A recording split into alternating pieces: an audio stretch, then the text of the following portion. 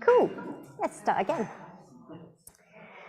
So, as I was saying, it became compulsory for any Jewish person over the age of 6 to wear a star to identify themselves.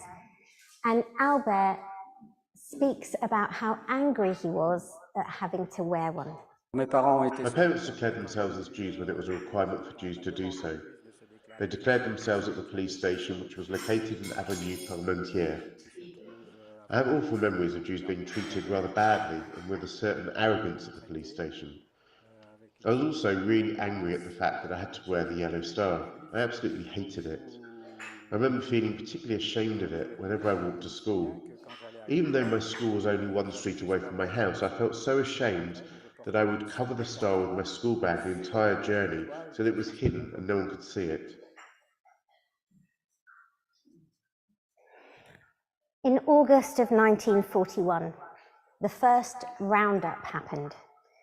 The forced and often violent collection of Jewish people. Importantly, at this point, the target was foreign Jews, because the Nazis realized that they wouldn't get the collaboration from the French that they needed were they to collect French Jews as well, although ultimately that was their dream. Led by a very enthusiastic SS Theodor Dannecker, thousands of foreign Jews were arrested, ready for deportation to the concentration camps, where the victims of Nazis were kept or murdered. My grandfather was very dismissive of the stories that he would hear about the arrests from his sister-in-law. But who could have guessed what would happen next? On the 20th of August, 1941, began a nightmare that would change my dad and Uncle Albert's lives forever and haunts them to this day. A loud banging on the door. The French police had arrived to arrest my grandpa. Having been working all day, he ran through into the bedroom, dived under the blankets, and pretended to be too ill to move. The French police left. But a few minutes later, they returned, this time with an SS officer. My dad, reading from his memoirs, continues the story. I had not yet reached my 5th birthday, and the scene is blotted from my memory. But Albert, being 5 years my senior, cannot forget, and it haunts him still to this day. My mother held me in her arms, and she was ordered to face the wall in the living room, with Albert standing next to her. The officers went through to the bedroom and beat my father until he screamed in pain and lost consciousness. 4 policemen carried him out of the flat using a blanket as a stretcher.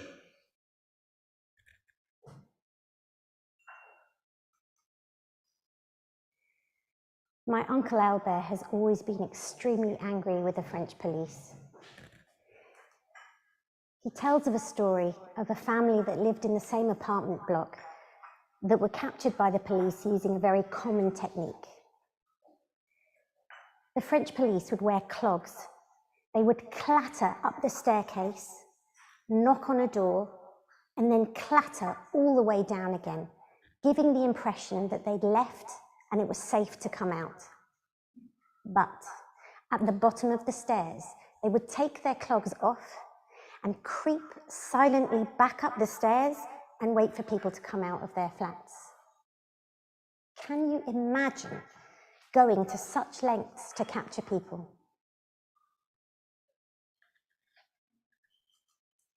My grandpa was taken to Drancy internment camp, I think in the northwest of Paris, where he was held a prisoner for several months.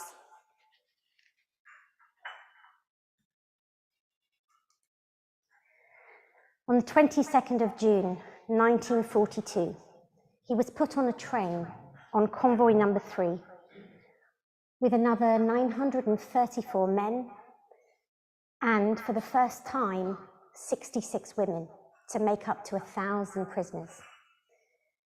They were transported to the most famous, but certainly not the only, concentration and death camp, Auschwitz. After the war, Uncle Albert found out that my grandpa had a prisoner number. This would have been tattooed onto his arm. I discovered recently from the Auschwitz Museum that all 1,000 people on that convoy number 3 were sentenced to hard labor when they arrived at Auschwitz. The conditions were so harsh. There was no sanitation, very little food, not much water, and the spread of disease just went like wildfire. So I learned that 80% of those 1,000 people died within 2 weeks of arriving at Auschwitz. Sadly, there's no paperwork about exactly what happened to my grandpa, but Uncle Albert did find paperwork which just says when he was born, what his profession was, and when he was arrested, and his Auschwitz number, and then also a French document, I think also saying when he was arrested.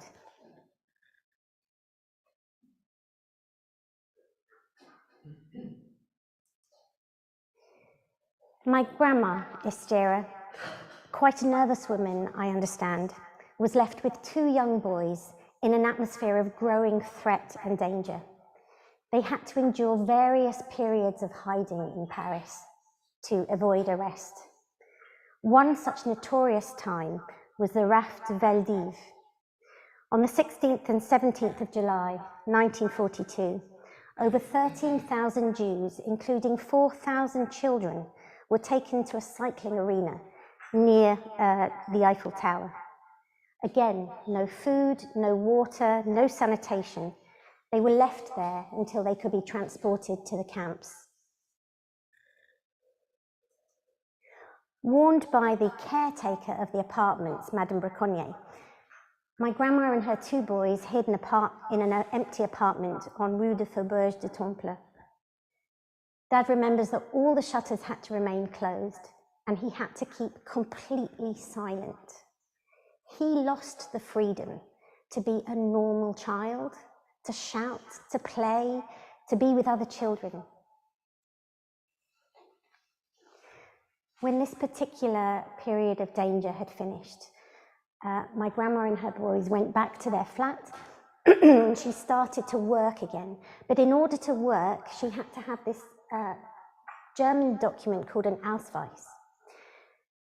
This is a copy of one. But the Ausweis had to keep being updated. One time, my grandma was caught with an out-of-date document, and my Uncle Albert believes that this was what prompted her to take her next decision. In the September of 1942, when my dad was just 6 and Albert 11 years old, my grandma took the heartbreaking decision to send her boys away to the countryside and to safety. She didn't go with them. Not knowing what had happened to Kiva, her husband, she really believed that he'd be released from Drancy and come back to her. My dad describes that morning. A year after our father's arrest, and a few days after my 6th birthday, Albert and I, together with Stella, a neighbor a year or so older than me, we were taken on a train journey by an unknown Polish woman. Early in the morning, we bid a tense farewell to my mother and aunt. The September morning was dank and misty as we went to the Gare d'Austerlitz through largely empty streets. The station was filled with smoke from the steam engine. After a journey of over 4 hours, we ended up in a small village named Arroux, 20 kilometers west of Châteaudun. There, we went into hiding at the cottage of an elderly couple, Monsieur et Madame Sinot. Madame Braconnier had arranged it and paid the old people from funds and valuables my parents had concealed in a storeroom. She saved our lives. I never saw my mother or father again. Imagine a small woodman's cottage at the gated entrance to a wood, through which a lane leads to the imposing Château de la Brunetière. This stately home, surrounded by a mature forest, has seen better days, and is now shuttered and unoccupied. A large and horribly lifelike crucifix stands at the other side of the park entrance. The suffering figure of Christ seems to loom over the front yard of the cottage.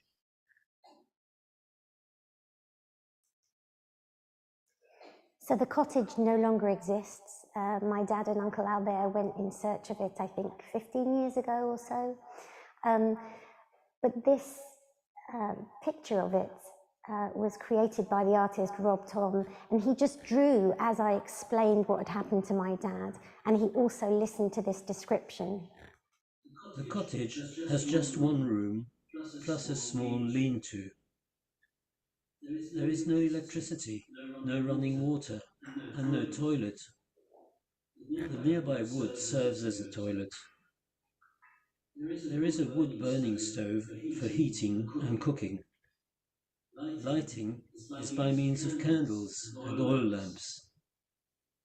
Albert had to fetch water from a well 100 meters away and carry the heavy bucket home. I was too young for this arduous duty. It defies belief that this is the 20th century and not the Middle Ages.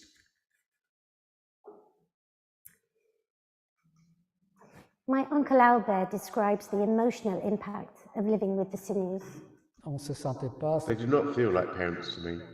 Above all, knowing that my mother and father were no longer there with me was an extremely difficult fact to come to terms with. It did not matter who we were with.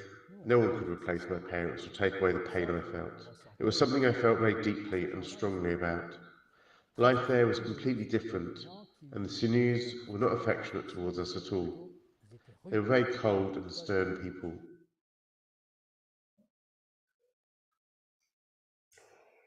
My dad and Uncle Albert went to the local village school, which was led by a husband and wife team. Each day, all the children from surrounding villages would bring a piece of wood to school with them, and they would add this to a fire that would heat them through the day, but also cook their lunch. There was a small allotment where they'd grow a variety of vegetables, and they had some animals, I believe. Dad and Albert and also the little girl Stella were the only Jews in the village, and nobody said anything. At one point, the village was taken over by the Germans. They set up tents in the forests. Still, nobody said anything. And with regard to the theme of this year's Holocaust Memorial Day, I was thinking of how fragile that point was, that actually if anyone had said anything, probably my dad wouldn't be here, but they might not be here either. So,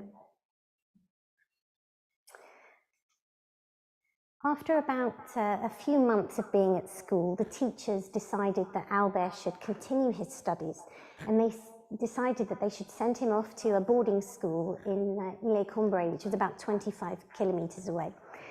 It does seem strange that life should just carry on, but speaking to Dad about it, he said that people in the countryside just wanted to get on with it. They didn't care too much about the war. Life should carry on.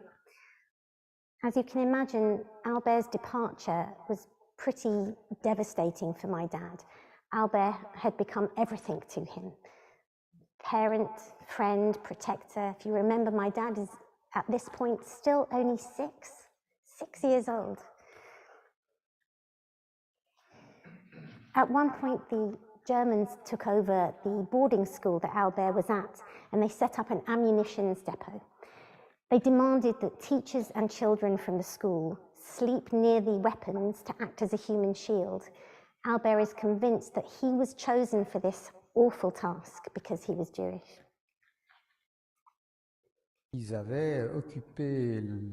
They stored piles of weapons in the playground.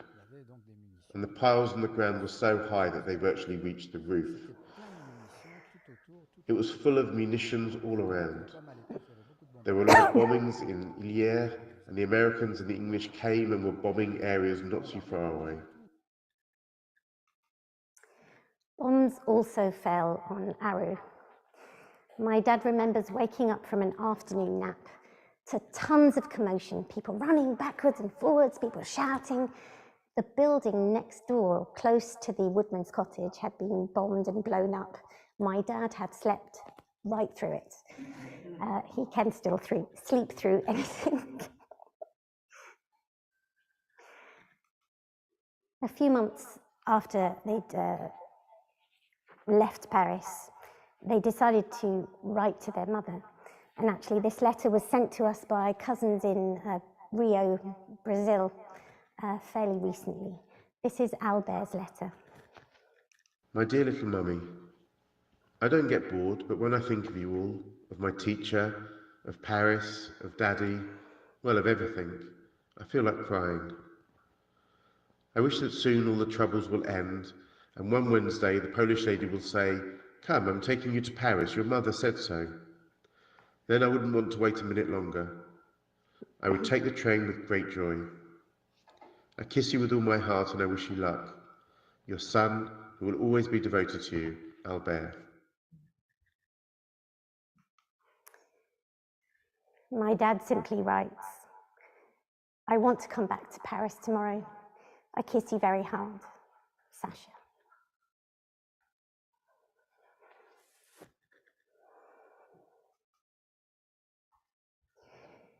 Tragically, my grandmother would never have received that letter. One dark February morning, Madame Braconnier's daughter arrived in Aru and broke the news that their mum, the boy's mum, had been arrested at Belleville metro station in Paris. She was herded onto a 10-meter freight truck with another 200 people, way beyond capacity. She had no idea where she was being taken or what had happened to her husband or the boys that she adored. The Nazis were very particular about keeping records of their selection process. Selection was the term for choosing who should be going straight into the gas chambers on arrival at Auschwitz. Unfortunately, they destroyed many of their documents as they realized that they were losing the war. And so we don't know exactly what happened to my grandma, only that she was murdered at Auschwitz.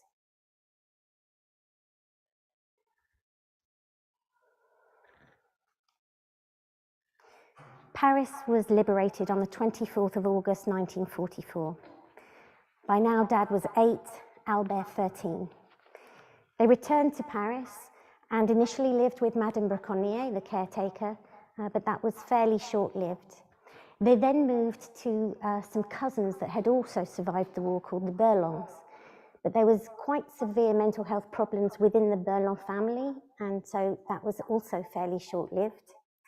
Madame Berlon gave my dad and Albert a key to a houseboat and told them to go and find the houseboat. So actually they spent hours walking along the water's edge of the canals in Paris looking for this houseboat. They didn't find it, if it existed, but they were picked up by the police. And because of that, they were then sort of held by and looked after by an orphanage who looked after Jewish children, OSE. I can't pronounce it in French. I'm sorry. Sorry, Dad. This is a picture of my dad with two sort of wealthy donors. My dad seems to think it was a bit of a publicity stunt. In the summer of 1948, Albert came to London with his school. And on the last day of his trip, remembering that there was some distant family in London, he went to see them and told them about my dad. My dad then was brought over to London in the winter of 48 and introduced to the Goldberg family, a large, loud, buzzing family from the East End, quite religious. And it was decided that Sophie, who's circled there at the end, who couldn't have her own children, obviously he didn't adopt him when she was that small, when she grew up, she and her husband David adopted my dad, and they lived in Edgware, North London.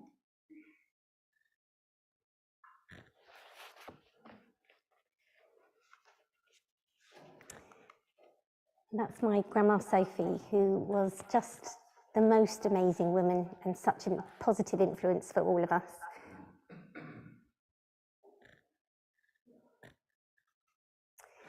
My dad has since had the most amazingly rich life and is quite a remarkable role model for his children and his grandchildren with regard to living life completely to the full and being proud of who he is and working hard to fight for equality and fairness.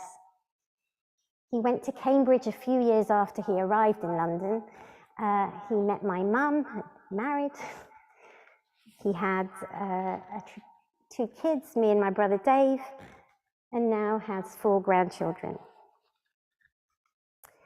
This is a picture of all of us, including my mum. My mum and dad are very good friends. That will be explained a bit later. But that's a picture of all of us. We were really honoured to be involved in an exhibition at the Imperial War Museum that celebrated the contribution of Jewish refugees to Britain with regard to kind of refugees starting up their own businesses, having families.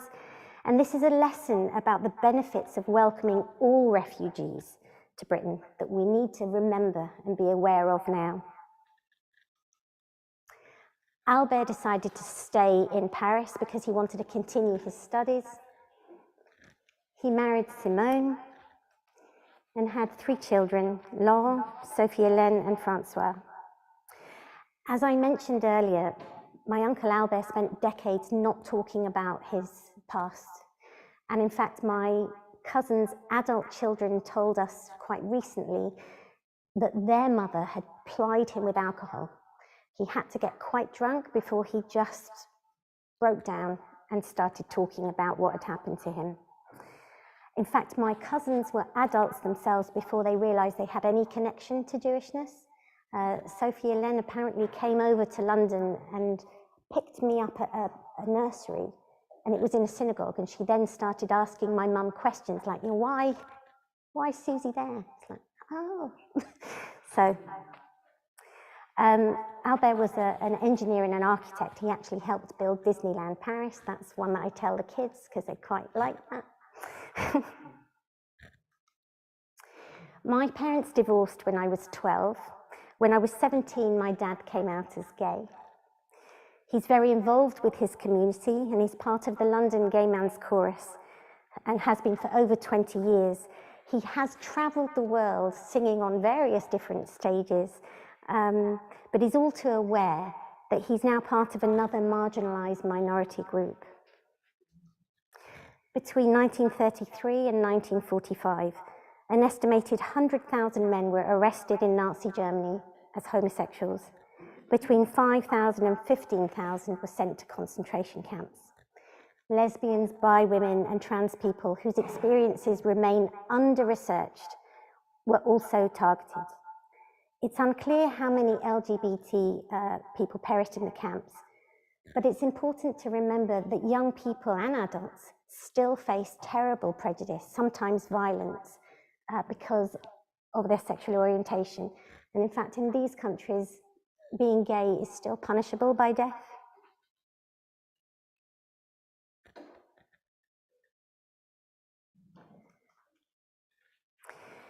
In all, 1.5 million Jewish children were murdered during the Holocaust. 85% of the French Jewish children survived, and that's the most in Europe. My dad and uncle were among them. Nearly 2/3 of the European Jewish population were systematically murdered by the Nazis and their collaborators just for having Jewish heritage. Jewish people remain one of the smallest minority groups in the world.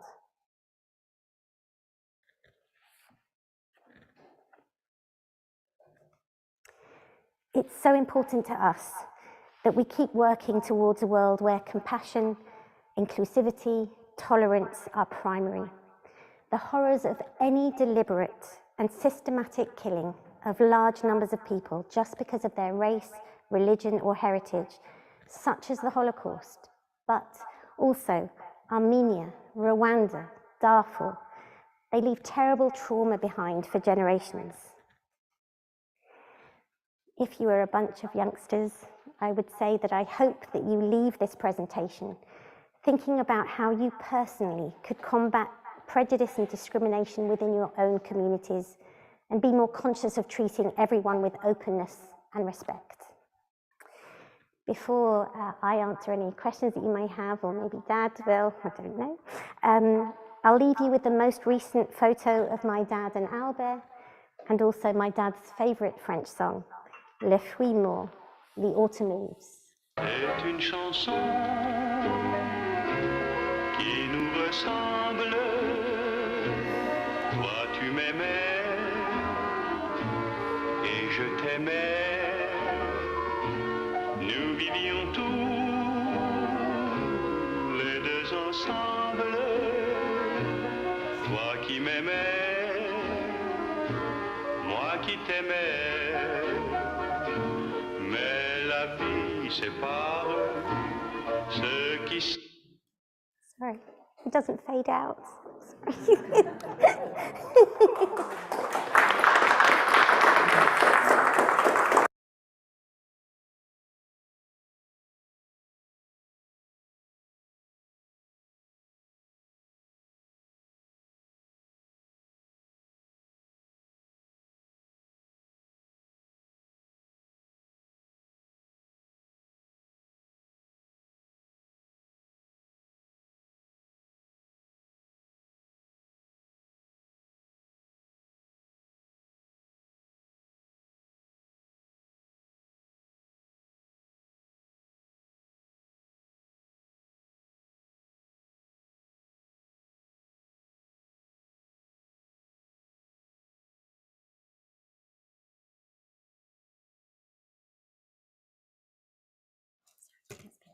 Better? Better, good. We have an opportunity before we end this evening with a prayer to acknowledge today and all that it is, and for us to offer Kaddish, and how can we not your parents, your grandparents, and many others, but to have their story so keenly face on for us. But we have an opportunity for a couple of questions. Sasha, I don't know if you're up for it, if anyone chooses to ask you. Maybe you want to come and stand next to your Susie. Are you up for that? Sasha, thank you for letting us hear your story. And Susanna, the way you shared it was just extraordinary for us. But does anyone have... Will you just mute that? Okay, great. Does anyone want to ask a question? And I'll pass over to them. Yeah, Monica. Monica. What age group of children do you take this to talk to? I'm just going to repeat Monica's question so everyone at home can hear. What age group does Susanna, I realize Susanna is called Susie by some, Susanna by some of us even both, but what age group does Susanna take this story to? Well, I've only done 2 schools so far, but I've done year 9s, but I think I can do probably year 9s and above. I wouldn't do year 6, and if I was going to do year 7 and 8, I might tone it down a bit, if that makes sense. Maya. Oh, sorry. Jen. They would be... Year 9 is 13, 14 and above. Maya? So Maya asked what happened to Stella, the other little girl that went with them. So Stella lives in New York and is sort of 90 odd, and she has children and I think great-grandchildren, and her daughter also does Holocaust education, apparently. I did write to her, yeah. Lovely.